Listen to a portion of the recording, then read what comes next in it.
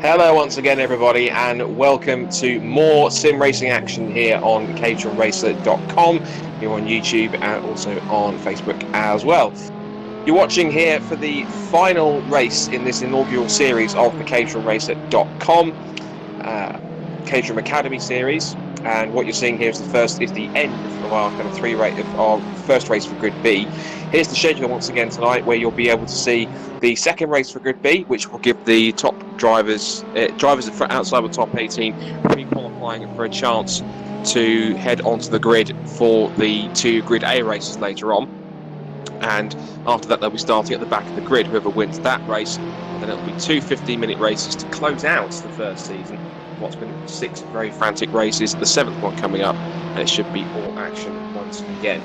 Scott Woodwiss and Chris Hutchinson here once again. I'm sure Chris will jump in when he's ready to do so. I know he's quite busy with quite a few things before we get underway, but we are watching the final lap here of the first Grid B race, with James Fowler leading the way from Emil Giselink, who I believe is either Dutch or Belgian, or one of the two, but he has jumped in as one of our newcomers and is immediately fairly on the pace in Grid B in second place.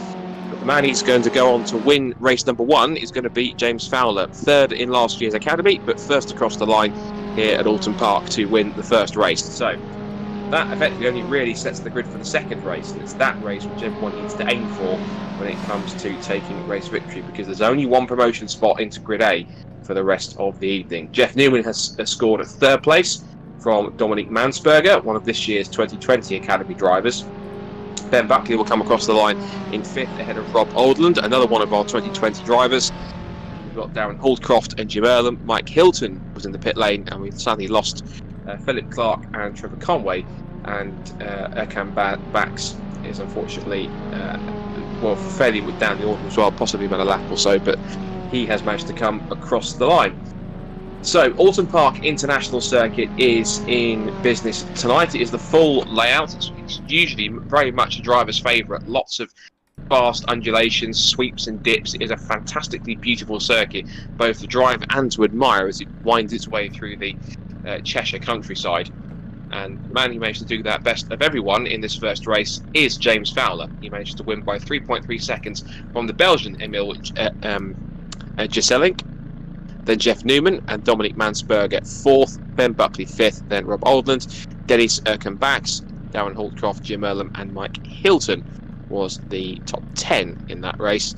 And then we had Trevor Conway and Philip Clark. I mentioned this result of this first race, as it does in Grid A, will set the grid in order for race 2. So James Fowler will have pole position and will be looking to pick up another race victory, and that will certainly put him back where he feels he'll belong, and he'll hopefully be able to get in with a few drivers who may be racing tonight, particularly his fellow graduates from the top 3 of the Caterham Academy white group, such as Blair McConaughey and the eventual champion Tom Willis. And of course, all the usual suspects will expect to be there, like Harry Senior and David Rowe and James Murphy, and also Matthew Lewis, Steve Arnell, Paul Fernerhuff, Steve McMaster and like so. Things are just gridding up now for race number 2. Cars popping onto the screen, so once they're all set and ready in position, the red lights will come on, and that is Chris's Caterham, but of course he's sat at the pits because he is directly what you're seeing on screen, and what you are seeing on screen is that man right there, James Fowler, in the silver Caterham with the black nose and the orange roll bar, but alongside him in the bright blue machine, the Belgian Emil Giselink from Belgium. And then just a couple of cars are waiting to pop onto the grid. We're waiting for our 4th placed car to head. That must be Dominic. I thought it might be Dominic Mansberg, but that might be him on the left-hand side in 3rd place. Hi Scott, and hi everybody. I think Dominic might have had a disconnect, so I'm not sure whether he's going to be able to join us for this second race. Unfortunately, he had a bit of an issue halfway through that race. I think he got back in, but nevertheless, I think that's where the gap comes. But we have got a field here of, so I think it's 10 cars. It looks like it, yes. I mean, that's unfortunate that we've lost Dominic, if that is the case, but unfortunately in sim racing that is one of the pitfalls, that you can have connection issues and unfortunately drop out of whichever server you're racing in. It's a bit like a mechanical, isn't it, Scott? It's like that kind of thing. It's unfortunate when it happens, but it does. Well, I always used to call it before when I was in sim racing to try and add a bit of realism to it. I always used to class it as an electrical failure because technically it was green. So I used to use that, but I had several people in the comments at the time saying, "Why are you calling it electrical failure? You clearly disconnected." So it was the illusion of making it seem real back then. But of course, these days it's more acceptable to say that you had a disconnection. But nevertheless, the drivers who haven't had disconnections, touch wood, are on the screen right now, and they're all set to get underway for the second Grid B race of the evening, the first race on live broadcast tonight at Oulton Park. So Fowler and Emil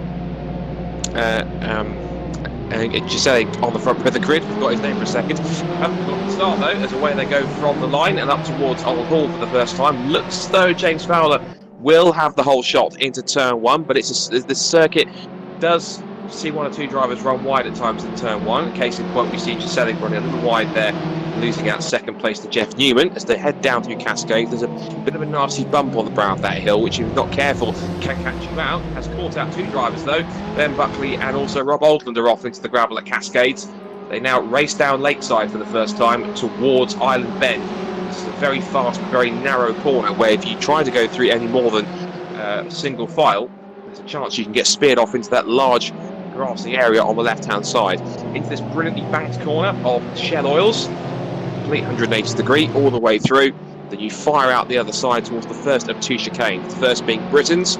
That's a quick hop left and right and then up the hill.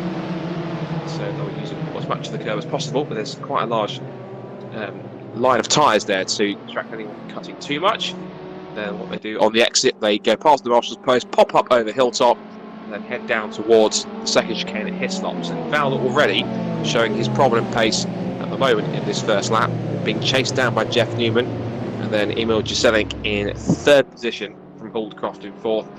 And then we've got Hutchinson who's made a good start in fifth place, followed by Jim Earlham in sixth, then Mike Hilton, Ben Buckley and Rob Oldland, who has recovered. Of course, remember, Oldland and Buckley had that mistake at Cascades that saw them both off into the gravel track, but they have recovered and they're actually a couple of seconds off the next car in front of them, which being Mike Hilton.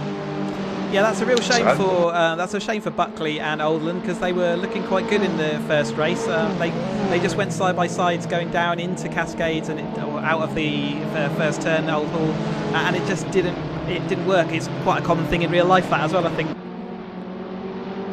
Yeah, Cascade can be a scene of trouble sometimes when drivers get it wrong, particularly when you're all bunching up towards that corner for the first time.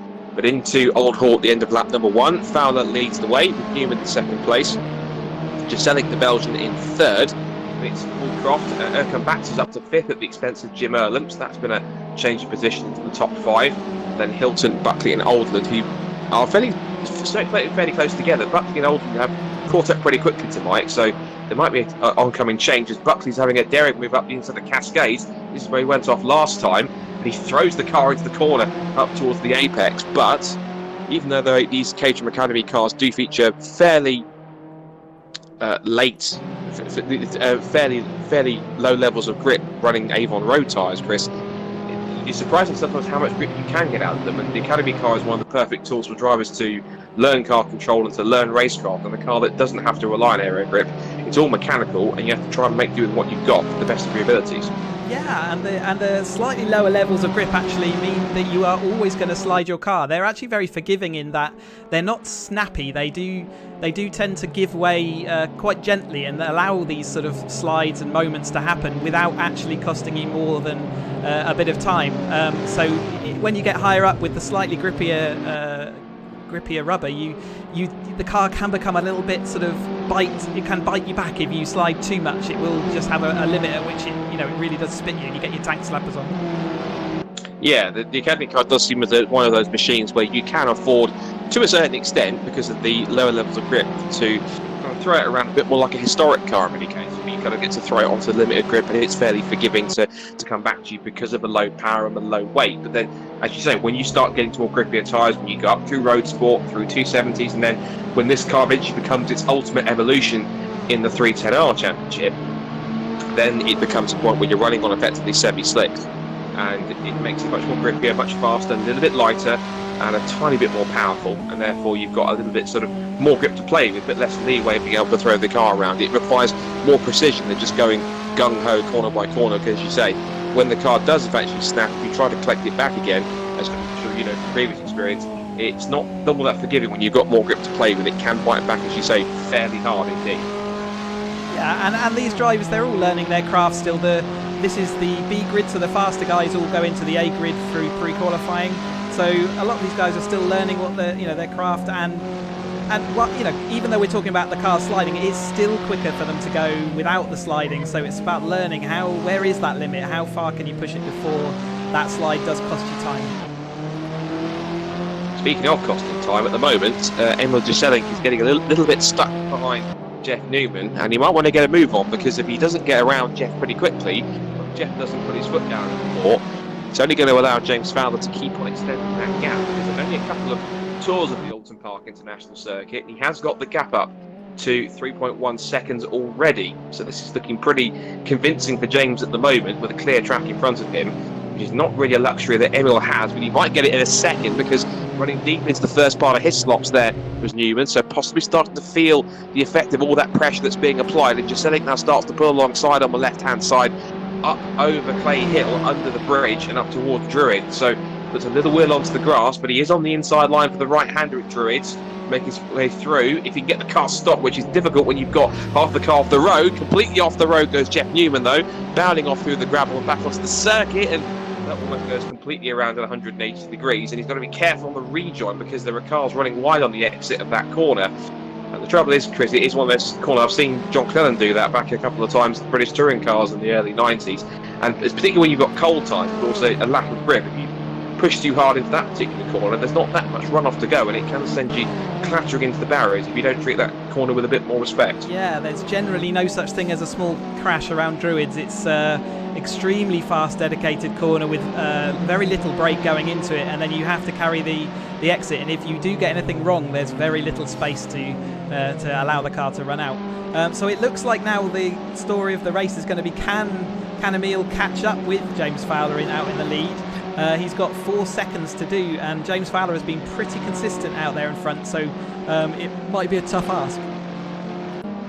Might be a tough ask, but the key thing to watch for is that number next to Giselig's name in second place, whether that goes up or down. It's currently going up. It's creeping up to almost 5 seconds as we now watch the battle for third place going on between...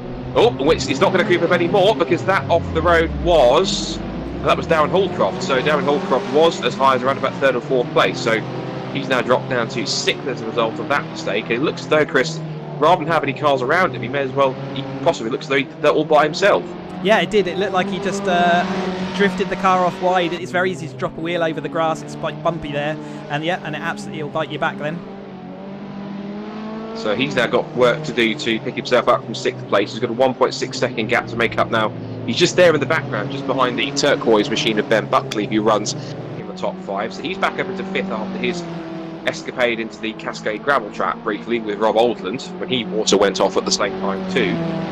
Now we're looking at Danny Erkenbachs, who is Dennis Erkenbachs is having one of his better runs in Grid B. He's up there in 3rd position. Certainly has put his foot down a bit more in practice this week, it seems. Jim Erlen trying to keep with him as they head under the Carlu Bridge and up towards Lodge Corner for the end of another lap. It was just under 7 minutes to go. Ben Buckley, in his gap, he's 2.6 seconds back and making steady progress to try and catch up with them. But at the moment, at the front of the field, Chris, 2 minute 1.9 for Giselig in 2nd place, but the gap isn't really coming down. It's up to 5.3 seconds, and running wide like that might give him a little bit of extra time, but apart from that, he's not really making that many inroads, if at all. Yeah, no, it does. It looks like they're settling a little bit further back. We were just watching them. It looks like that's all gone horribly wrong between the three of them. Darren Holcroft now is back in Jim Ellen. They're recovering as Rob Oldham just gets around him. So that looks like that battle, unfortunately, cut away just as it got a bit spicy. But yeah, it doesn't look like he's got the legs to be able to drag James Fowler back in. It certainly looks like Fowler's having a nice run. He's keeping everything nice and clean and tidy, whereas everyone else is losing their head. I think it's worth saying Oulton Park is an extremely technical track, and you know, when we get to the A grid, I think you'll see that difference of just a little bit more control really helps around a track like Oulton Park to really keep the car's momentum going, and these little mistakes cost you dear. Yeah, I can't disagree with that. And we were talking about precision as well. And when you've got a circuit which has got a massive variety of different corners, like, for example, hislops and lots of different elevation changes, being so precise counts for so much around a circuit like Oulton Park. On circuits that are a little bit faster, arguably it matters a tiny bit less. You always have to be precise as much as you can do. But when it comes to circuits that are a little bit faster, like, to a certain extent, Thruxton, certainly Snetterton, the faster sections do allow a little bit more leeway, whereas when you've got the more technical areas, you've got to really sort of make sure you hit your apex one after the other. And as Darren Hallcroft is showing, he's trying to regain time as best as he can now to get back onto the tail of Dennis Circumbax to head up the hill. So the man that had the spin was Jim Erlen back up at Old Hill Corner. And Rob Oldham, I noticed there was, as you pointed out at the time, very lucky not to get collected. He must have been inches away from contact. So he's now progressing steadily up into 6th position. And I know he's got quite a growing YouTube channel, actually, where he's been documenting his sort of steps of getting himself ready for the Caterham Academy and building his car and testing it and doing his R's license. And certainly making a name for himself in terms of promotion and putting himself out there. And he seems to be one of those drivers who is very keen, all in with the concept of the Caterham Academy, and is certainly getting his mileage in as much as he can do on the sim, so it prepares him when he does his first race weekend of the 2020 season, which eventually should be up at Cadwell Park at the beginning of August.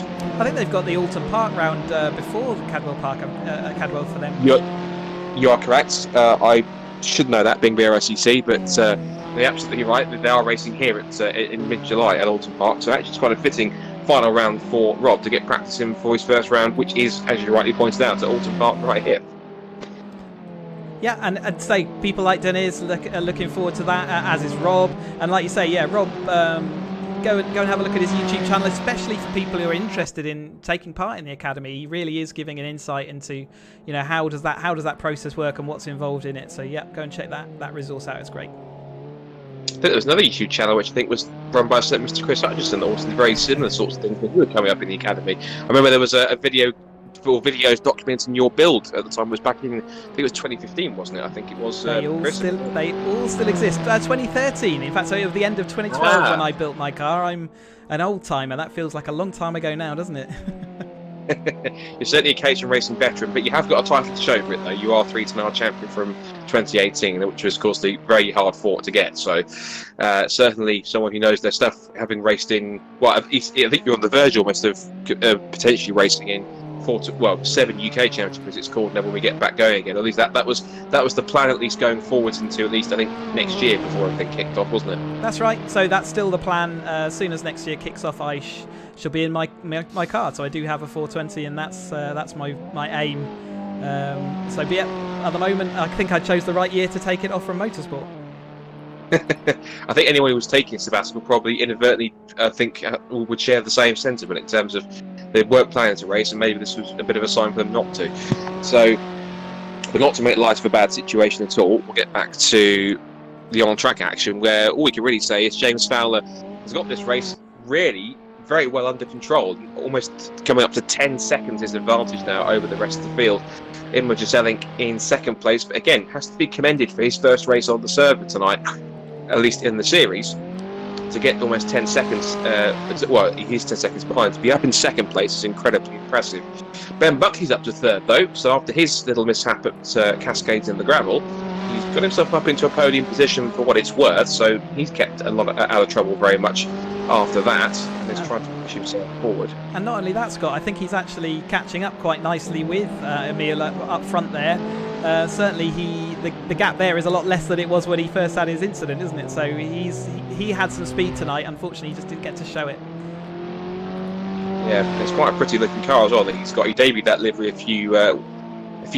couple of weeks ago when it was all put together, and I have to admit, it's certainly one of the finer looking liveries between Academy and 420R. And you will see drivers who compete in both series using pretty much the same livery, but just having it adapted for both Academy and 420R versions, and there's very little which I think Belobros has to do. And it's also very good that we had on Friday, we had Jaroslav Cherny as well, who was guesting in the 420R series, and he's the man who actually put these physics together for both of these cars. So the 420R and the Academy, he knew them pretty well in terms of driving them in the sim, so maybe it was no surprise in many cases for us that he was able to pull out a great result from last, I think it was about 5th or 6th in race 1, and then potentially he was in fight for a podium in race 2. Yeah, absolutely, and he's back again tonight, so he is going to be racing the Academy cars around. So look forward to seeing how he gets on now. He hasn't had to come through this pre-qualification around the B grid. He's straight in with the A grid crew. I wonder how he's going to fare when he gets a proper crack at qualifying this time rather than starting at the back. We saw what he could do when he started 5th or 6th on the grid in the second race after he picked his way through the field in the first encounter at Brands Hatch, but being able to put in a proper lap time remains to be seen.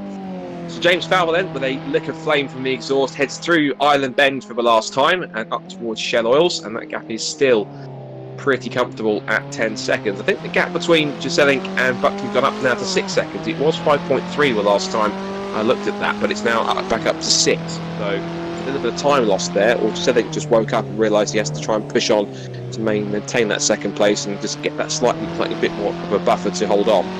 But here's the onboard view from James Fowler, just changing up through the gears. Now he makes his way down towards Hislops. Let's see when he decides to brake, which marker to use. Brakes it just after the 100 metres, and then clips the first part of the apex, hugs the inside for the second, and then that sort of complex of corners, you almost have to really keep to the left-hand side after you go through the second part, because you're setting the car up, Chris, to get through that final part, which is effectively the Knickerbrook corner, to get you the best possible drive and exit up Clay Hill and towards Druitt. And it's an incredibly important corner, that one of the most important on the whole circuit. So yeah, if you need to concentrate on that final right-hander, especially in the Academy car where you don't have quite as much power.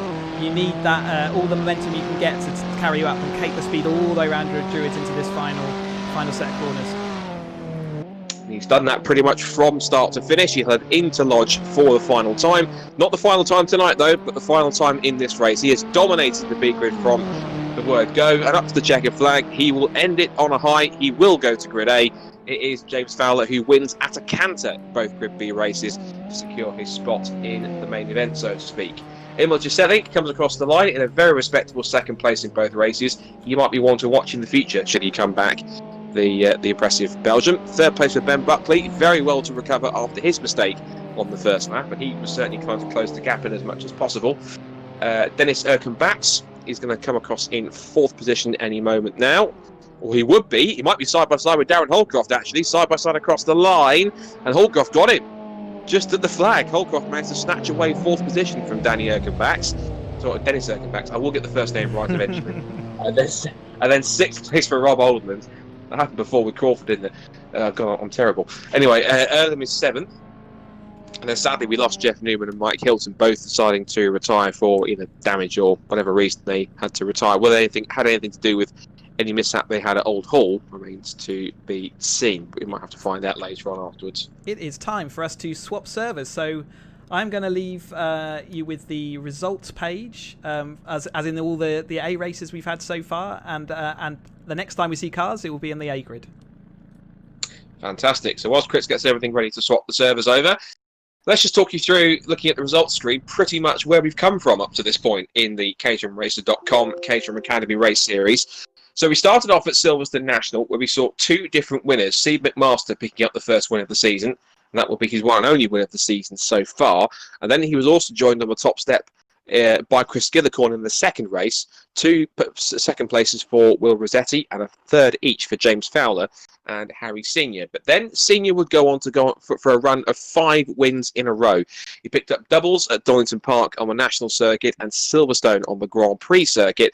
And then he picked up the win in race 1 at Anglesey before Matthew Lewis broke the win streak. And he'd already done that in the 420 Rs after he picked up a brace at Knock Hill. Podiums also along the way for James Murphy, Steve McMaster, James Wingfield also picking up a rostrum visit.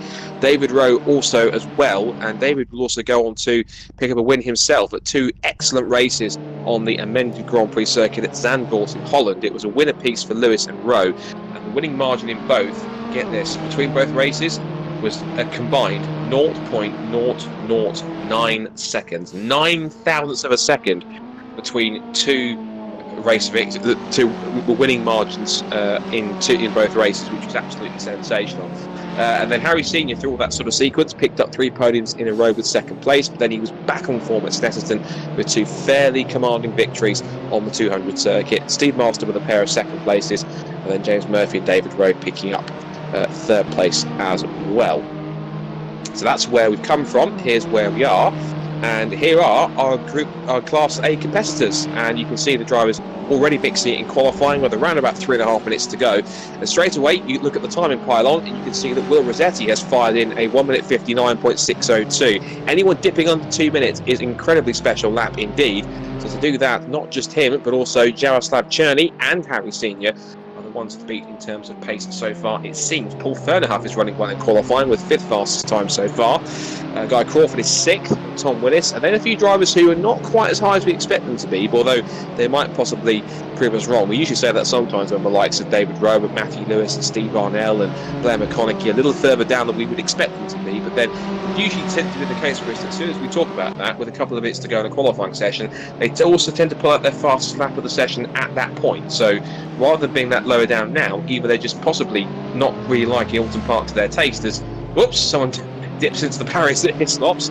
I've seen TBR Tuscans do that, but usually some of these drivers who are a bit further down by the time we join them, they tend to put in quite a quick lap towards the end of the session when the track is getting clearer, or it's getting potentially a little bit faster at the same time. Yeah, absolutely. Well, you know, it's good. It's great. Well, as long as you've got a banker in early, that's the most important thing from a driving point of view. If you get your banker in, you can really let loose and see what happens and go for that Banzai lap. But yeah, you'll see some people that do want to get that first lap in immediately, and we've seen on the server that, you know, there's people that are more successful than that and others, but it does look like things are a little bit not the order we're expecting. Certainly Will Rossetti has been fast all through our testing and pre-qualifying, so he is definitely a man on form around this track. Another one on form again is Harry Senior. He's just popped up to 2nd ahead of Jaroslav Cherny, so he's now Cherny down to 3rd now. He's in the pit lane at the moment.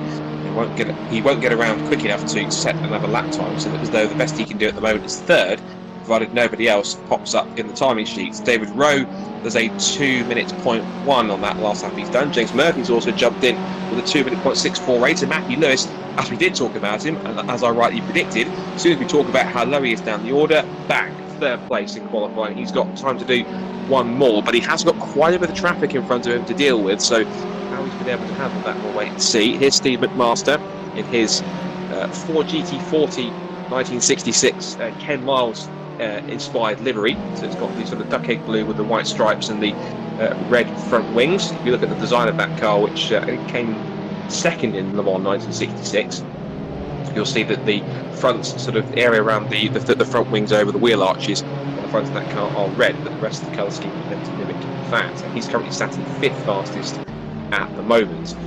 So what's intriguing is we've got all 5 of our race winners that we've had so far this season, being Chris Skillicorn, Steve McMaster, Harry Senior, David Rowe and Matthew Lewis. They're all on the grid together, but it does seem to be, Chris, a case of different circuits will suit different drivers, and so far it does appear to be that out of those race winners, Senior, Lewis and McMaster are tending to favour Oulton Park a bit more, and Harry has told us a number of times that he's been looking forward to Oulton, as it's pretty much his favourite circuit, so no surprise at all to see him at the front anyway, but particularly at Oulton Park, it's quite a statement to be up there in 2nd place. But I think admittedly, Will Rossetti's made even more of a statement. To be on provisional pole position with the session coming to a close, that potentially means we could even have a 6th different winner if fortunes play out that way. Yeah, I mean, Oulton Park's a real driver's favourite of a lot of them. As we see McMaster drifting wide there, that might have scuppered that lap, I think it has. But yeah, so it's, and so yes, there are certain tracks you like being quick at just because of the panache of it almost, and Oulton Park's definitely one of those. It's definitely got more to it than some of the other tracks we visit as far as technical, and it's a real journey you go on. You go out up and down the hills, as we see Matthew Lewis coming up to the line. We see James Murphy moving up to 6th place there. Matthew Lewis jumps to 2nd with a 1:59.678. Again, gap's incredibly close, but shoves his Senior back down into the 2nd row. We see them all stopping as they finish their qualifying session. Yeah, that tends to be the typical thing in sim racing I've seen. Right, session's over, crash into everyone. So obviously they would never do that in real life, but in the sim they can get away with it to a certain extent. So, and also noticed that David Rowe did also move up into the top 5 with his last effort, so he was certainly listening and had the live stream tuned in. So, pretty much as we would expect, again, all the race winners apart from Chris Skillicorn up there, as well as drivers who potentially could do so. So, the grid for race 1 is as follows. Will Rossetti on pole position with a sterling lap of 1:59.602. And that means then looking back that there actually is the top 7 drivers are all under 2 minutes. And we said anything under 2 minutes is a superb lap. So I have a feeling, as Chris, I think earlier sort of alluded to, that it's going to be quite a competitive evening to round off this first Caterham Academy series. Matthew Lewis will start on the front row alongside him. Harry Senior back on the second row, but with Jaroslav Cherny for company. Then David Rowe and James Murphy, the DPR twins, followed by Steve McMaster and Paul Fernerhuff, then Guy Crawford and Tom Willis, last year's Academy White Group champion, in 10th. Chris Skillicorn just outside the top 10 in 11th. Tim Van Hees back once again in 12th, the Belgian. Then Mark Blannett and Steve Arnell. Today's, I think, lowly qualifiers appear to be, well, only really one that I can see, and that's Blair McConaughey down in 15th place, and he picked up 2 podiums last time we saw any racing action in the 420Rs. But as we know, 420R and the Academy cars are 2 very different beasts indeed. There might be Caterhams on the badge, but they're very different in terms of power levels and grip levels to try and handle. And then Andy Steele, Alan Curtis, and of course James Fowler at the back of the grid. It looks to be also along with, I think, maybe James Wingfield as well, who seems to have been a late addition, but he was pretty prominent last time out. At least he got pole position in qualifying at Snetterton. At least he was on the front row at Snetterton, and wasn't able to convert that with some difficult bits and pieces.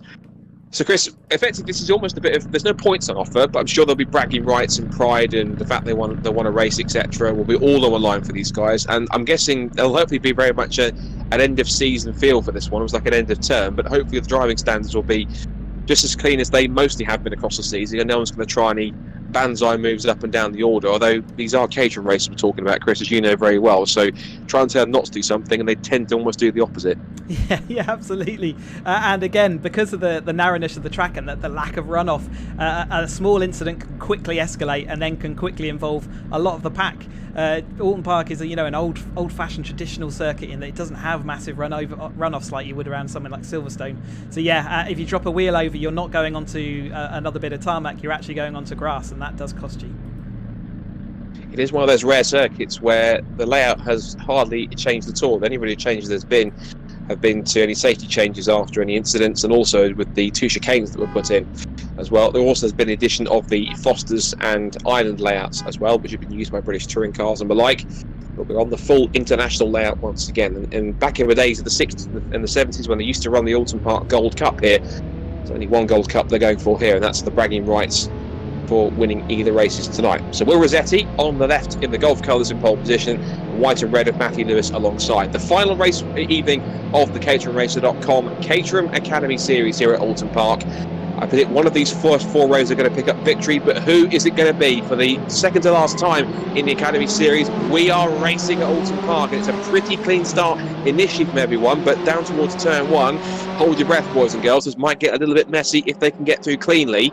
So Rossetti goes through, one car runs wide on the exit, but he manages to get back onto the road. That was James Murphy, and they are going 2 by 2 already, because Senior's looking racy, as is Lewis and Shirley. They're all going to head down towards Cascades. Lewis is looking around the outside of Rossetti, who believe, but he's made contact, I think, with Senior. It could have been Netco, one of the 2, but that means Matthew Lewis has been shot out onto the grass. So he's now got some work to do, and he's sent all the way down to the back of the field, just about in 18th place. So a disaster for Matthew Lewis at the start of this race. Meanwhile, at the front, Rossetti now under threat from Senior, who's being edged onto the grass. They clatter wheels into the apex at Shell Oils, and here comes Cherny diving up the inside, showing no respect for the regulars. Up in second place he goes, side by side with Harry Senior. And at this rate, Chris, if he keeps on progressing, he can even go for the lead in a second. Yeah, he's holding his ground, isn't he, in this long train of cars. What a great sight that is.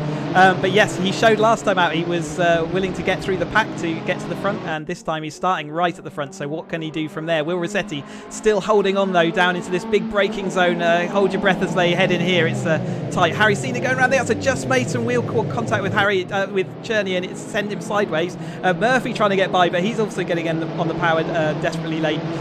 All action going through the chicane, but they all appear to be just about facing the same way still. Absolutely. You can tell that Jaroslav made the physics from this car, because I'm sure he would have been in the slide just like that about 100,000 times when he was developing it, so he knows exactly how to catch it in many cases. Then again, these Caterham racers will certainly know how to deal with a car like this. many times over as well. Now, Steve McMaster's a little bit further back in the order. He's in 7th place, you've seen there, battling with Guy Crawford, but he's got quite a cacophony of Caterhams behind him. He's going side by side with what looks to be Chris Skillicorn to his outside. He's got McMaster alongside, just in front of him, trying to get back through his Tom Willis as well. You've got Tim Van Hee in the yellow car behind him. He's also got Mark Bennett and Steve Arnell. And Matthew Lewis, meanwhile, still back in 18th place, and he's 2.6 seconds away from Alan Curtis. So I think, unfortunately, it's safe to say he won't be winning this first race. But the question now has got to be, he'll have to go David Rowe style, sorry David, where he kind of has a mistake early doors and has to try and carve his way back up through the field to try and make up the time to get as high a grid support as he can do for race number 2. Yeah, absolutely. You've got to think about race number 2. So yeah, you don't want to give up. You want to keep working hard. We've got our kind of Will Rossetti pulling out. We've got the top 3 who are kind of, well, we've got the 2nd and 3rd fighting, but then everyone else seems to want to be in that 4th place at the moment. We've got a real pile of them, and they're all just fighting over the same bit of tarmac. It's great to see. As we see Harry just not quite being able to make that move onto Cherney, but he is still hounding the rear end. Really is. He's done this several times before. He's done it to Matthew Lewis and David Rowe, to so many of the other top line names in this series. Will Rossetti trying to escape up the road early doors here as he heads up through the Britain chicane, pops up over Hilltop, and now down towards the Hislop chicane. And Cherney now has the outside line. We've been here before, but it's now positions reversed. It's now Senior on the inside line. Cherney slots in behind him this time. There's no contact just yet, but it is starting to bring both James Murphy in the black and orange Caterham and his fellow DPR man, his team manager at DPR, David Rowe, just running wide there a little bit in 5th position. Furdenhoff still 6th from McMaster, Crawford, Willis and Van Hee. As for Matthew Lewis, he's up to 15th, so he's picked off Mark Bennett, who's in the pit lane sadly. Chris Skillicorn has dropped back a couple of spots down to 17th place. Silverstone race winner, and then Alan Curtis has also been disposed of as well. The next man's going to be Andy Steele, but back to this battle for 2nd place as Rossetti, almost oblivious to what's going on behind, must be laughing in his mirrors watching all that happen, as we now see James Murphy looking for the undercut as Cerny gets sold the dummy, and he just about gets edged out wide as Murphy slots into 3rd place. And this takes us back to what happened at Silverstone Grand Prix, doesn't it, Chris, where we saw Senior and Murphy as he sets the fastest lap of the race, and that is effectively on qualifying pace for Murphy, right on the tail of Harry Senior. And back at Silverstone, Murphy was really putting Senior under pressure, but what got the better of him?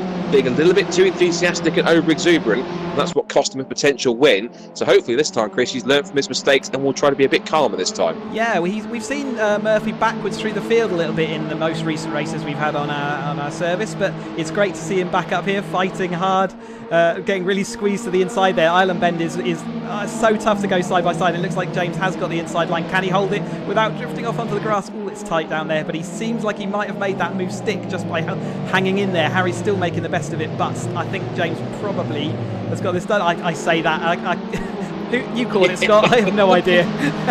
Well, what's happening now? Well, they're banging wheels up towards Hislop chicane, or Britain chicane. Oh, that's called it too soon. As round goes James Murphy.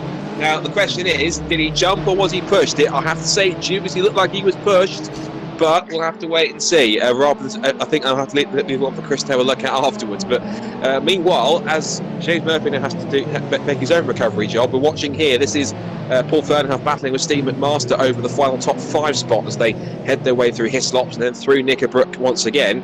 And that's David Rowe's made a mistake. He's dropped off or had a mishap. It looks as though he was trying to possibly either get past Jaroslav Cherney or just put his power down a bit too quickly. He's now under threat from McMaster, who darts out to what will be the outside line for the right-hander coming up at Druids. If he can go around the outside, it's a bold move. He's going to run out of road. Yes, he will. Bounding over the grass. Can he get it back onto the road quickly enough? But he's being held up by 3 or 4 cars, preventing him from getting through because they all run wide on the exit over the curb. And so he now slots back into position in 9th place, but under threat now from both Steve Arnell and Blair McConaughey. Master takes that outside line, but he holds on to the place. I think possibly Arnell had to back out of that move. He might have felt there was an opportunity to get through, and all that's doing now is allowing Blair McConaughey to get through.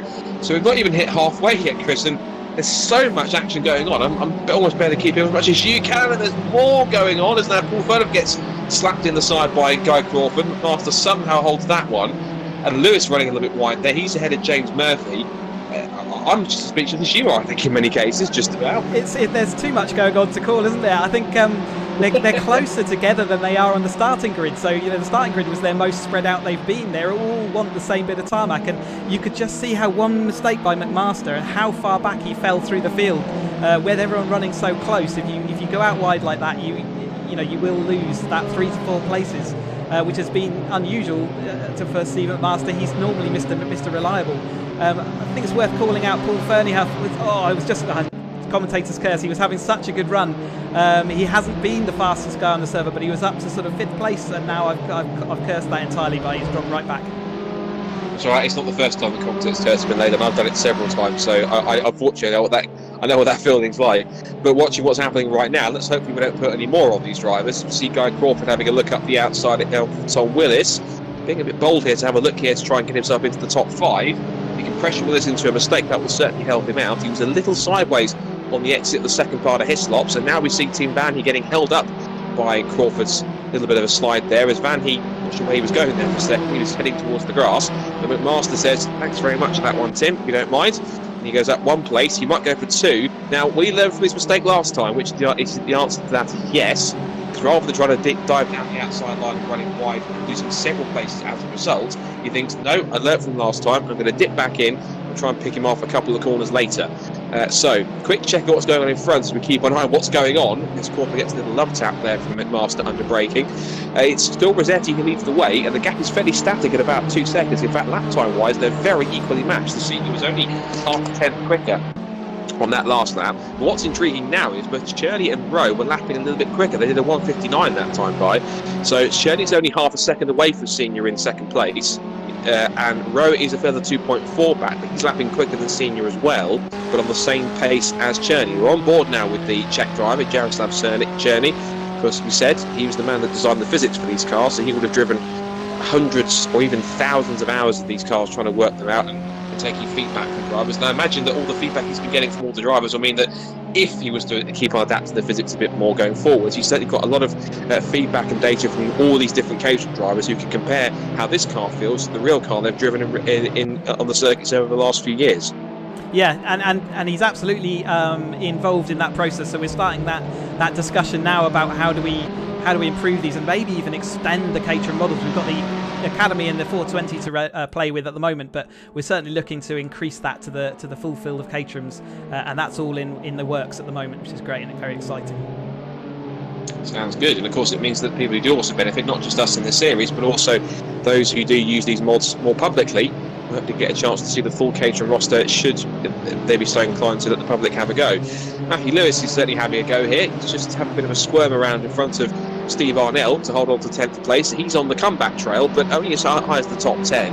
He's got 5.5 minutes or less than that to try and get himself a few places higher, but thankfully the cars in front aren't too far away now. We've got Blair McConaughey in 9th place chasing after Tim Vanhee. In front of them you've got Crawford and this man Steve McMaster, and he wants a top 5 place again. His target will be Tom Willis. Now it's Matthew Lewis's turn to explore the track limits of the right-hander at Druids. He did exactly what McMaster did, but this time a bit more graceful re-entry, Chris. Rather than having a spin and losing several places, he kept his foot in and somehow didn't lose a spot. Maybe the cars behind were a bit frightened to have a go because he wasn't sure of exactly where that car was going to spit itself out as it came back on the circuit. It also happened a little bit later in the corner. Steve McMaster went off quite early doors, and so he had to slow it down to get it so it was turning on the grass. But we saw a little sort of a wheel outside. And he could cope with that just about, and you can see he didn't lose as much time as McMaster did. Speaking of losing time, Will Rossetti has lost half a second since we last saw him. The gap is down to a fraction under 1.8, now 1.7 seconds at the front of the field. Now I have a feeling possibly that Jaroslav Cherney is just pushing Harry a little bit here to try and turn to get on with it.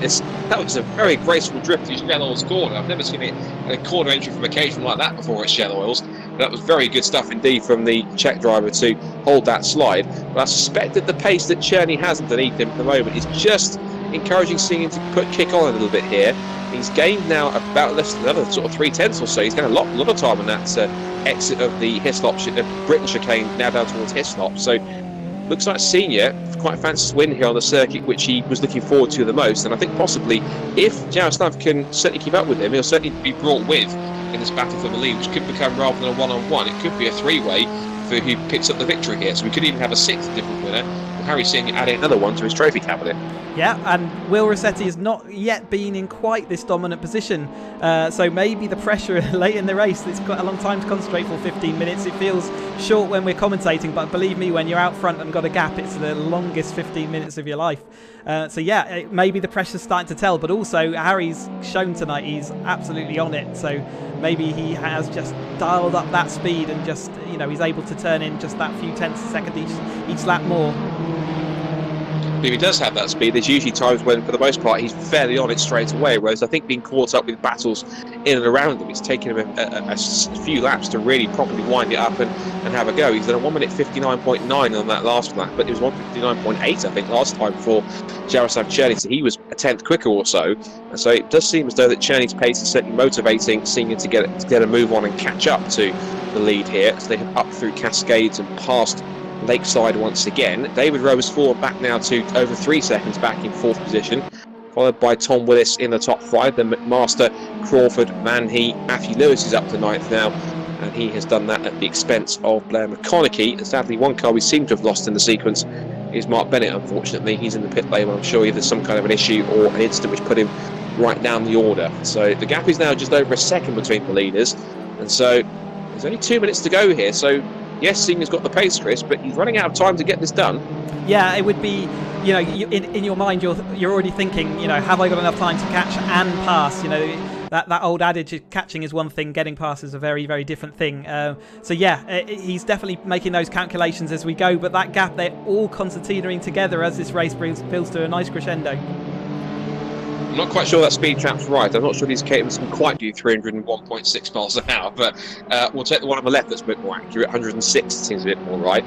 But what's intriguing, I noticed there, is that Harry Senior is mighty through that first chicane. Through Britain's, he's able to gain at least a 2 or 3 tenths.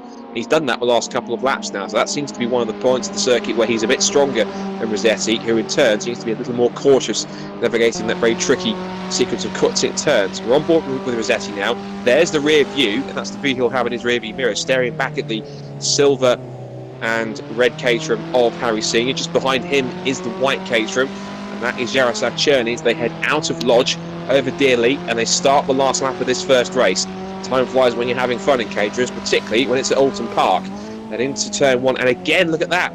Both Senior and Cherny, 1 minute 59.5s. That is mega pace. I think that's even quicker than qualifying. Goodness me. So both of them lapping quicker than the pole time set by Will Rossetti.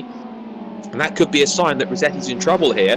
Not quite on the same pace as the cars behind, who really have turned it up to 11 as they come out of Cascades, down Lakeside and towards Island Bend and Shedlaws for the last time. And I get a feeling, Chris, that maybe, unless Rossetti puts on a strict defence, it might be a question of when rather than if Harry Senior can get past. I think we're definitely going to see Harry up to the rear panel of Will. I'm kind of... you shouldn't really root for someone in the commentary position, but I'm kind of rooting for Will here. It's the first time. It would be nice to have a new winner, and it's the first time he's been in this position. He's had a podium, I think, or been close to it at least, on numerous occasions. But to be out in front now on the last lap is exciting, and I for one hope that he can hang on to this. I can tell the smile on your face is quite wide at the moment, as it's now down to 4 tenths of a second. Senior picking up a couple more tenths in that chicane. Oh, there's a wiggle under brakes there. Rossetti is a little bit out of shape. He gets a little bit of a helpful nudge from Senior, which puts him a little wide and offline for Nicker Brook. But this might possibly give the opportunity that Senior's been looking for. Cherny closes in now. It is 3 for the lead, and Senior takes a peek, but he might get shown the cross, which he does. Oh. And he goes up into the area. He's made contact. Up and over goes Harry Senior. Oh, goodness me. Now, that can be a bit contentious. Rossetti will state that he defended his line and maybe didn't see Senior there. Senior might state that he was on the grass and alongside him. But unfortunately, Chris, that might be one for you to sort out afterwards in the analysis. Even so, until we see that, up towards the checker flag, and the last corner comes Rossetti. Now, Cherny will push him all the way. But even so, it will be up towards the checker flag for the last time. We've had 5 different winners. Now you can make it 6, because Will Rossetti, a little bit messy on the last lap, but he does come across the line to win the first race at Oulton Park in the Caterham Academy Series. That was quite a finish, with Jaroslav Cherny just behind him in second place. David Rowe picks up a rather sort of subdued podium in third. 4th for Gary Crawford, and 5th for Matthew Lewis at the end of the race there. He managed to pick up a top 5 in the final few laps, picking off some of the drivers. 6th goes to Tim Van Hees, 7th to Steve Arnell, 8th to Steve McMaster, 9th goes to James Fowler, he was starting towards the back of the grid, and Chris Skillicorn also rounds out the top 10. Then Blair McConaughey 11th, from Andy Steele 12th, and then it's Fernerhuff, Curtis, Willis, and then, well, Harry Senior unfortunately decided to eject straight to the pits after that, and I guess I can understand if he's feeling quite aggrieved by that, and also James Murphy quite down the order as well. So, bit of shenanigans on the last night, bit of skirmishing and contact, but as it stands, the result is Will Rossetti is our 6th different winner in the caterhamracer.com Caterham Academy Series. He wins by 3/4 of a second from Jaroslav Cherny with his first Academy podium. David Rowe, didn't see much of him after one or two moves that he pulled off earlier on, but he was a fairly quiet 3rd place. Guy Crawford again improving with that consistency, 4th place for him. Then Matthew Lewis, after his mishap at the start of the race, gets himself back into a top 5 position. 6th for Tim Van Heat, 7th for Steve Arnell, and Steve McMaster climbed back up to 8th after his mishap. Then James Fowler and Chris Skillicorn rounding out the top 10. 11th place for Blair McConaughey, 12th for Andy Steele, then Paul Fernerhuff, Alan Curtis and Tom Willis round out the top 15, and then James Murphy was the last car to cross the line, and sadly we all saw what happened for 17th place for Harry Senior and 18th for Mark Bennett, and James Wingfield, who was in the server but sadly did not start the race either. So that's if you want a talking point from that race, because we just got it on the last lap. It does appear in the chat that Harry is making an apology, so he says wherever he clipped he's sorry about that. So potentially maybe Harry thinking, rather than him feeling that he was squeezed on the grass, maybe feeling as though he was a bit too ambitious. How do you see that, Chris, from a driver's point of view? From a racing point of view, it was always going to happen. Will Rossetti had a wobble going into that chicane, meant that he was slow coming out after a nudge from Harry, it has to be said, through the middle of that corner as well. So he was slow up the hill, Harry looking to one way, but it's very narrow up there. He chose the inside. There was a slight overlap on the wheels, but Will kind of defended as you might expect on the final lap of a race, and I think at that point there was a strange defect in maybe the curb had a sharp edge or whatever, because I think the actual accident itself was a bit more dramatic than maybe would normally have happened. You probably would have just rumbled over the grass a little bit, but it was certainly a dramatic end to that race, and yeah, we'll pull that apart after the race. It's really difficult to call everything, especially in a race that's that action-packed. So we'll leave it until the sort of post-race reviews, and then we'll all learn as a group. One thing for Harry Senior, I've just noticed in the chat, you can see that Alan Curtis saying that he drove under the car as it came down. Scary stuff. It was almost Days of Thunder style. But Harry Senior does state, I hoped it looked cool. So at least he's being a bit more light-hearted about it, regardless if there was any fault to it at all. So one thing it does make very interesting, though, is that drivers such as Harry Senior and also James Murphy and a couple more are going to be starting towards the rear of the field, and we've seen this before with several drivers. James Murphy must be thinking, am I ever going to get a chance to start at the front and actually get a race victory at some point properly now without having to come all the way through from the back? But then again, he did get the nickname Superman, as I've said a few times, and that was from him coming through from the back at Thruxton 2018. He got involved in I think it was a first lap incident which put him out of the restart for that first race, put him towards the back of the grid for the second race the next day, and he drove all the way through from that to a podium, and that was pretty crucial in what would eventually turn out to be his title-winning year. And how he celebrated that when he got onto the roll cage, laid across it and stuck his arm out like he was Superman, hence the nickname that's stuck ever since. I kept on telling him he needs a cape to go on the podium, but whether he'll get one this year I'm not sure. Meanwhile, back at a virtual Oulton Park, the grid is assembling for our final Caterham Academy race, which is almost a bit sad really, because I know we're going to be sort of going towards what the plans are for next year, which will be announced soon, but it's been it's been incredibly entertaining first season, very successful, and what I think must be heartening for you, Chris, as we wait for the start of the race is more and more cars and drivers have come in from the Caterham Motorsport ranks, and they've really populated this series to make it become as entertaining and as well supported as it currently is. So you must be absolutely delighted with the progress it's made from where it started at the beginning at Silverstone all the way through to where it is now. Yeah, I really am. It's great to see everyone on board, and also the dedication they show is quite incredible. I guess they've got some spare time on their hands, but nevertheless they spend a long time practicing and making sure they are absolutely getting every single last tenth, but also being able to run side by side by having that practice with other drivers on the server. So yeah, absolutely, it's brilliant to see. So here come the lights. For one final time in this first season of the Caterham Academy Series, we hope you've enjoyed it from the broadcast we've done from Silverstone at the National Circuit all the way through to Oulton Park. One last time in the first season, the red lights are on. It's Rossetti and Cherney on the front row of the grid. Who's going to get the best start down towards Old Hall? Let's get underway one final time. They're all looking pretty clean down towards turn 1. Cherney takes the high, wide, handsome line through Old Hall corner to get the run off the outside line. He might be able to pull alongside and get inside towards Cascades. In fact, he has got his nose in front, down the hill towards it, and he is in front. So Jaroslav Cherney diving up to the lead, diving back up the inside to get through it into Will Rossetti. He might hang him out to dry over the curb. They're going to be side by side, almost touching wheels on the sprint down Lakeside. Now the run towards the Island Bend, with Rossetti on the inside line. Cherney with his lights on, standing his ground. This is a tricky corner. You ideally want to go possibly single file, but they're all daring to go 2 by 2. Showing that a little bit later on the brakes is behind Guy Crawford's going for third. Never mind that, he's going for second on the back of Will Rossetti. Rose slots into third, and this now gives Matthew Lewis a chance to redeem himself after his first lap mishap in race number 1. But Cherney leads the way then into the Hislop chicane, Britain chicane. I keep getting the two chicanes mixed up. So it's now Britain chicane that they're going through for the first time. Rossetti from Rowe, Lewis, Crawford, McMaster. And as for Harry Senior, he's not really made that much progress compared to James Murphy. He's still stuck in 16th place, which is pretty much where he finished in race 1.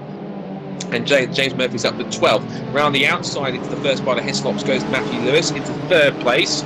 Although Rowe does fight back at Knickerbrook, and it might open the door for both possibly Guy Crawford and also Steve McMaster to get through. Crawford does just squeeze through, but they bang wheels again. McMaster sweeps out from behind Lewis as they head up over Clay Hill, under the bridge and back towards Druids. There's a couple of cars on the grass. One I think is James Murphy, and they head into Druids for the first time. So lots of skirmishes and lots of side-by-side action, Chris, and we haven't even completed lap 1. I think these guys know it's the last race of the season. Yeah, absolutely. You said Harry Senior hasn't made much progress. I think he's just faced with a wall of Caterhams. I don't think there's anywhere for him to put his car that could possibly get past anyone. But Matthew Lewis, great recovery drive and absolutely fighting for this. He wants to get right back to the front of this race. He's defending down the inside here as hard as he can into turn 1, but that's going to leave him open to attack on the exit with people like McMaster taking that wide line, and with Guy Crawford up the inside for more wheel banging, but hopefully Matthew can make it back onto the track without too much issue, and he does. Yeah, he does seem to have got away with that just about. As for Harry Senior, he's just popped up to 14th at the expense of Paul Ferdinand. Back up the inside into Cascades goes Matthew Lewis. And what's intriguing now is back at the front, Cherney's now really under attack from Will Rossetti, but look who's also in the mix now. David Rowe wants, I think, his second win of the season. Cherney wants his first to make it 7 different winners, whilst Rossetti wants the double. The 3 of them are up towards Shellors for the second time, with Rowe all over the back end of Rossetti's Caterham in second place. But they head through the banked hairpin, fire out the other side, and back up through it. And look at the pack for 4th place behind them. Matthew Lewis is leading a cacophony. This is like Silverstone 2019 last year. We had the 30 car train in one of the series, and we had 27 of them all in one pack together for the entire race. It was glorious, not so glorious in the background. Tom Willis has gone off the road, and so has Harry Senior, and so has Blair McConaughey. So in the bid to try and get back through, I think Harry Senior might have potentially thought that that's his race and his series over. There's no points on offer, but I think sadly that might be the end of Harry Senior's Caterham Academy Season 1 adventure, I'm afraid. So McConaughey has got going again, as has Willis, and Bennett's also snapped her as well. But it just seems as though that Harry Senior doesn't appear to have had all the luck tonight, and sadly that end to his second race, or the premature one, unfortunately I'm afraid was the very much unwanted icing on the cake for that. Sometimes racing is a bit of luck, a bit of, those tiny little moments. Sometimes they don't cost you anything, other times they cost you a lot. However, I think he's had a fair run of it, and it's great to see Cherney here, and Will Rossetti and David Rowe also. He's been sort of had a few incidents in early doors in quite a lot of the races, so it's good to see him now, kind of 10 minutes or 5 minutes into this race now, and he's still there fighting for that podium. What's also intriguing, if we talk about podium places, is that look at the cars behind that are starting to reel these top 3 in as they continue to scrap amongst those positions.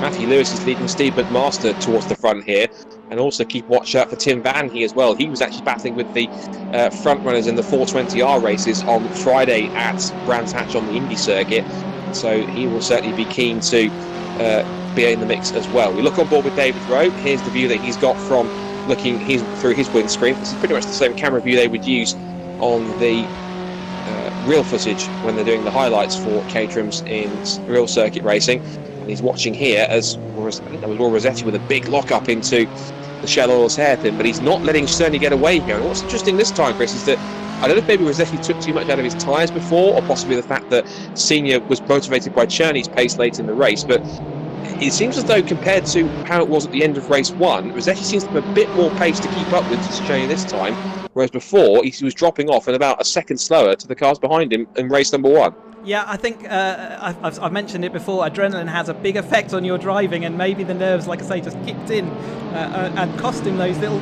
Basically, your fine motor control goes out the window, and where you meant to just do a little tweak of the steering wheel, you suddenly find yourself turning it quite violently. So that can have a big effect. The other thing I think that's worth noting is that the tyres shouldn't go off. They haven't got sort of. They could go off temperature. That's certainly possible.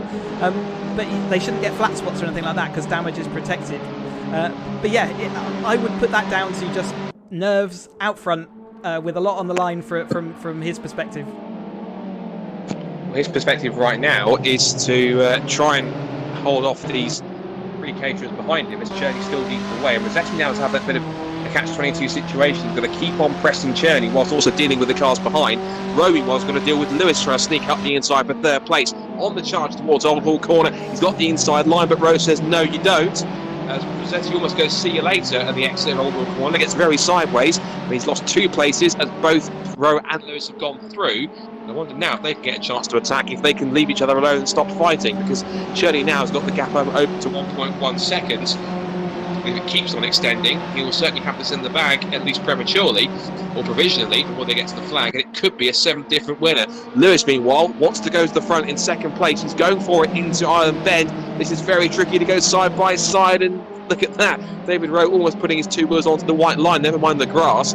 Dives back up the inside into the Shellor's hairpin.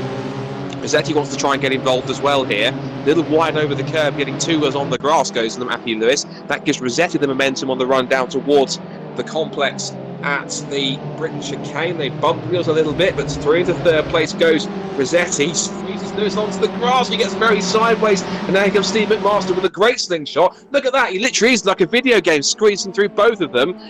Shoots the gap between Lewis and Rossetti, which was so fun. It must have been thinner than the cigarette paper. And into what is now 4th place goes McMaster. And look who he's brought with him to play. Murphy, Van Hee and Crawford are all in the mix as well. Meanwhile, Cherney must be laughing in his virtual helmet, thinking, I'm 1.3 seconds up the road, and everyone else is scrapping around me. Brilliant. Yeah, we see Will Rossetti just made one mistake around the first corner of that last lap, and he has been falling ever since, and certainly been under pressure. You can see he just put out the train and never to return. Obviously, Matthew Lewis facing a similar kind of fate there, but still this gaggle of cars all fighting for this sort of top 10 position. It's great.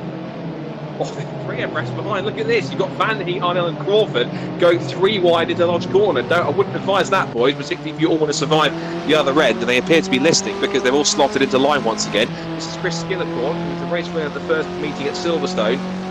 It's been sort of a little bit up and down in his pace ever since then. And unfortunately, he's having to try and make up some places here as he didn't qualify too well. He is in the top 10, but having to try and pick his way through as best he can. He's trying to make his way through Tim Van Hee as they approach Cascades down the hill. He goes side by side. Now the outside line can work, and it has this time, so Van Hee decided that rather than try and fight it and cause an accident for the pair of them, to slot back in and see if he can pick him up a little bit further way round. But that was Alan Curtis, I think, going for a Burton on the left hand side. Away he went. He was getting a little sideways on the exit, and we keep on watching for our leaders here as they come through. And what's intriguing now is that Rossetti's lost so much time battling with the cars around him. He's almost 2 seconds away from David Rowe now, who in turn is trying to catch up with Cherney, but doesn't seem to have enough to match him as they come through the Britain chicane once more. They're coming up to the last 5 minutes of the season, and a big bump there for Matthew Lewis. It's a big tag slapper, and round he goes. Narrowly missed by Steve McMaster. How on earth he didn't collect him, I'm not sure. Spins it up, puts it back into first gear, and away he goes. Fairly dramatic exit from what was, I think, 4th or 5th position, so up a few more places goes everyone else behind him. He's rejoined in 11th place, so it looks as though he's not going to win this race, unfortunately. Neither is James Murphy, sadly. We know Harry Senior's out of the race after he got caught up with an incident with a couple of cars. Mainly, I think it was James Murphy. It's Blair McConaughey and Tom Willis, he got caught up with in that incident earlier on. But now David Rowe, he's caught up by a couple of tenths, but it does seem as though it looks as though, compared to his pace when he was up there challenging for the lead in race 1, Chris, that Jaroslav Cherney does appear to have this race at the moment under control, but If it counts out someone like David Rowe, he's someone who can pull it out if he needs to and really put in a good performance if he needs to pick up time. Yeah, at the moment it looks like it might be a lap of two halves, in that David Rowe seems fast around this first half of the lap, but then Cherney takes it all back again in the second half of the lap. Whether that's just by a mistake, but he was certainly catching to under a second through the mid part of that lap, and now has fallen back again to that 1.2 seconds. However, this is the first time he's been free of other cars and not having to defend from behind, so this is where he can really start getting his head down and try and show what he has actually got. And if you noticed on the lap time as well, he was 3/10 quicker on that lap, in fact, from Cherney. He was almost a 2 minute dead for Cherney. Was Rowe put at a 1:59.7, and Rossetti was also at a sub 2 minutes as well, so he's got some time to make up too. So this could be intriguing as we come towards the last 4 minutes. It'll be another roughly 3 laps or so, depending on when they can cross the line to start the last lap. Meanwhile, back with this little lot, they're scrapping over at 6th, 7th and 8th. Now, Crawford has decided he wants no part of this and has scampered up the road in 5th position. This is now the scrap between 6th, 7th, 8th and 9th. This is now James...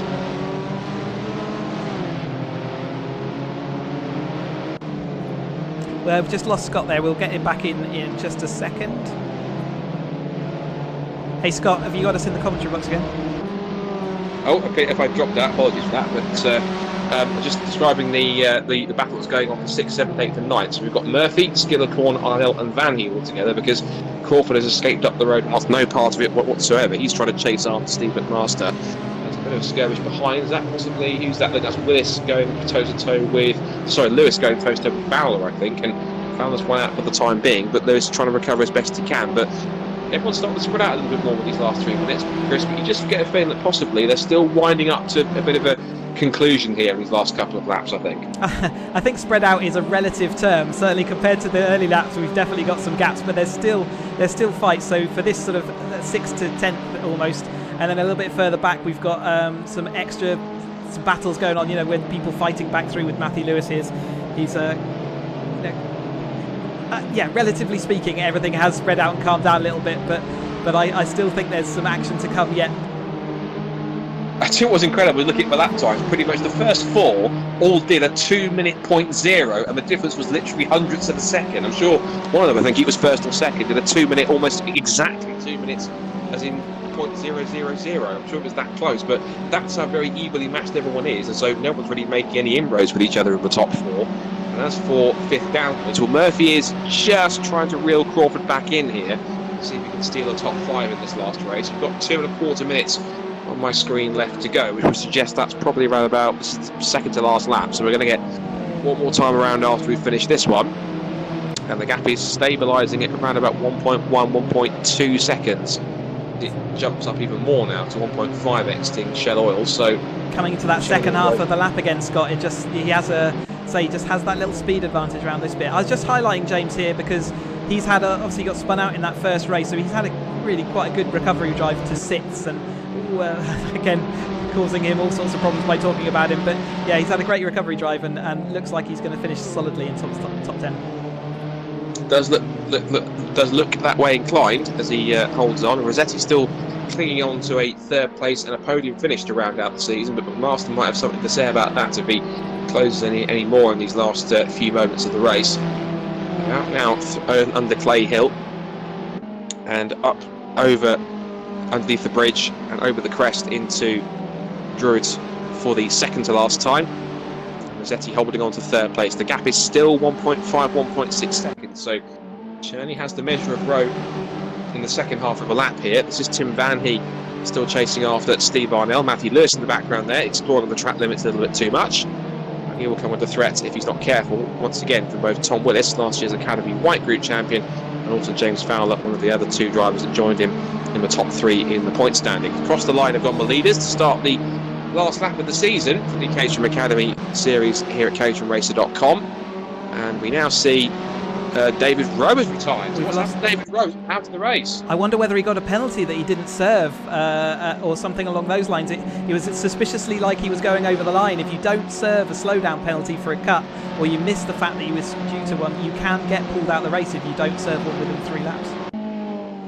Well, that's a shame if that's the case, but David Rowe then out of the race, and 2 big names failing to finish in this season finale, so to speak. But now this is the scrap for 2nd place is developing here. Steve McMaster, if he can try and close in enough to have an attack on this last lap. It'll be quite a feat to do so.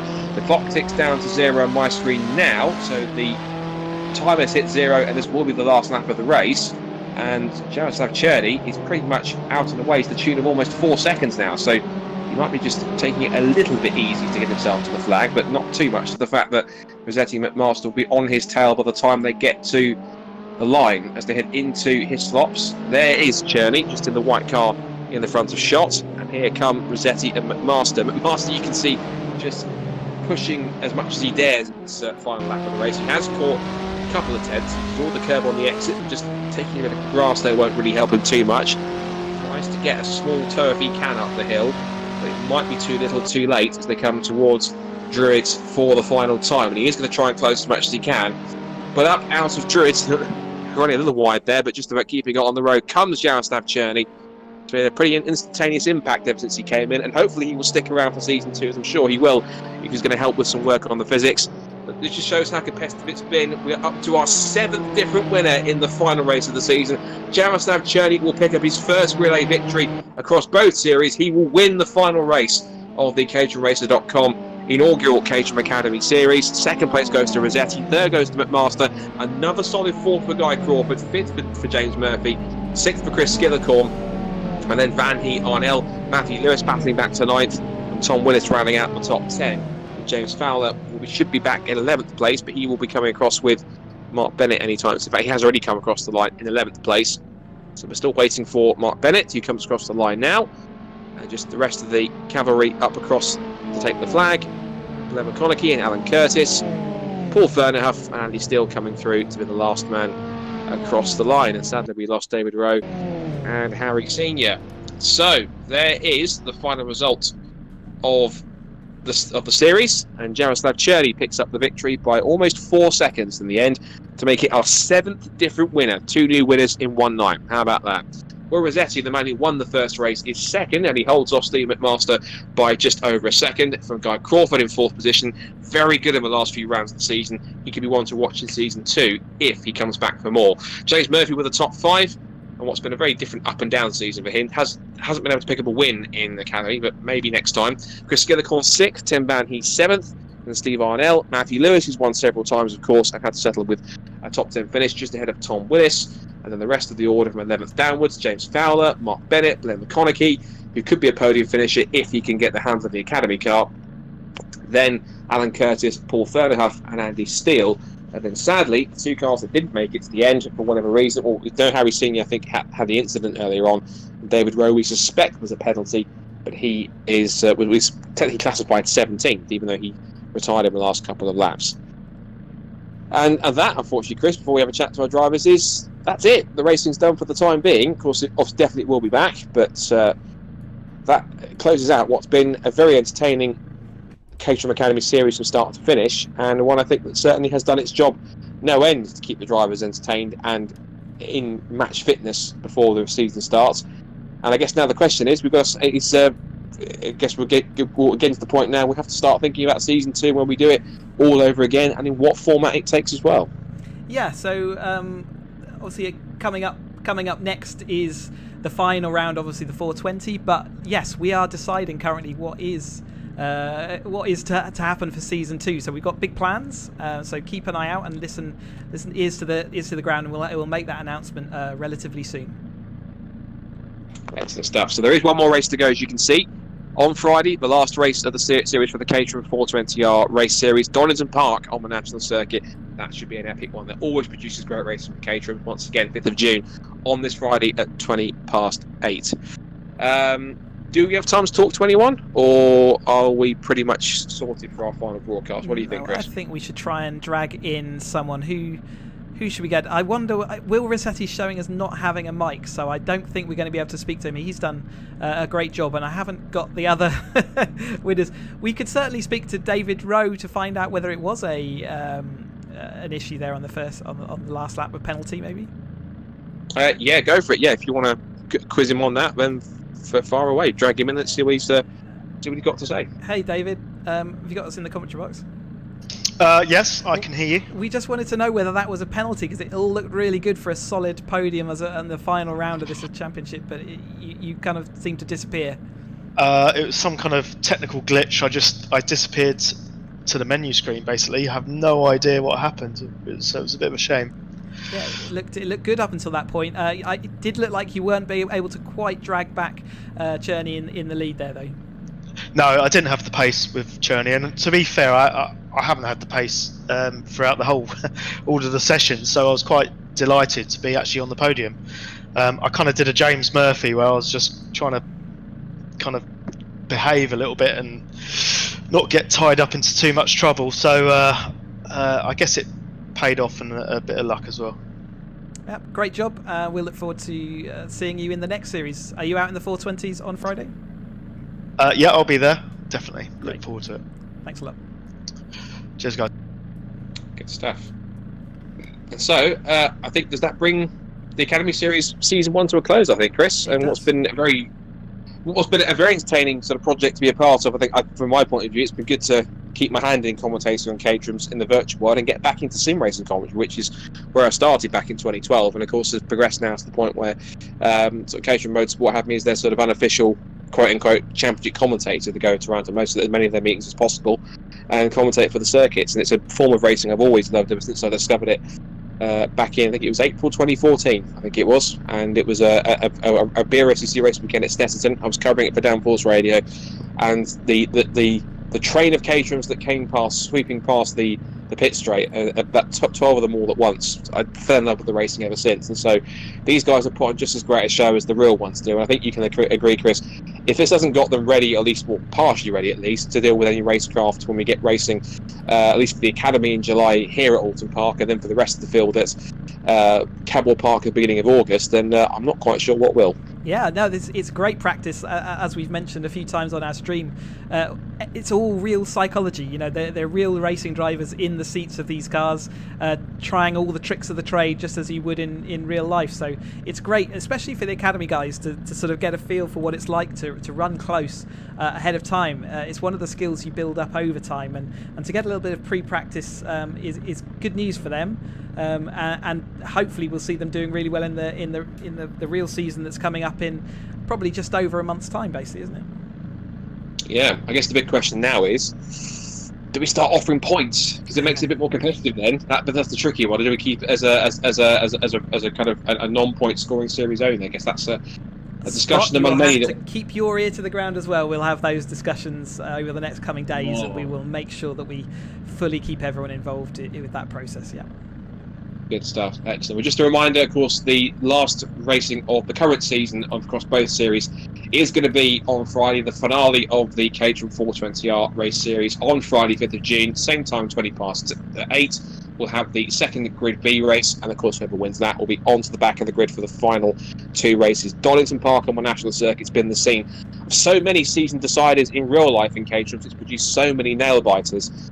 And I'm sure, even though there's no championship on the line, they'll certainly be pushing hard as much as possible. Again, thank you so much for watching this caterhamracer.com Academy series. If you want to find out more, do head to caterhamracer.com and get in touch with Chris and find out if you're a Caterham racer or just someone who maybe wants to take part. Then by all means, check it out. Go check out the website. Go check out all the previous Academy race broadcasts that we've done all throughout the season. And be sure to join us on Friday. But from myself, Scott, and Chris, and everyone who takes part, thank you very much for watching and supporting it. And do join us on Friday for that final 420R race. But until then, enjoy the rest of your evening and the rest of your week. And we'll see you then. Bye for now. Goodbye.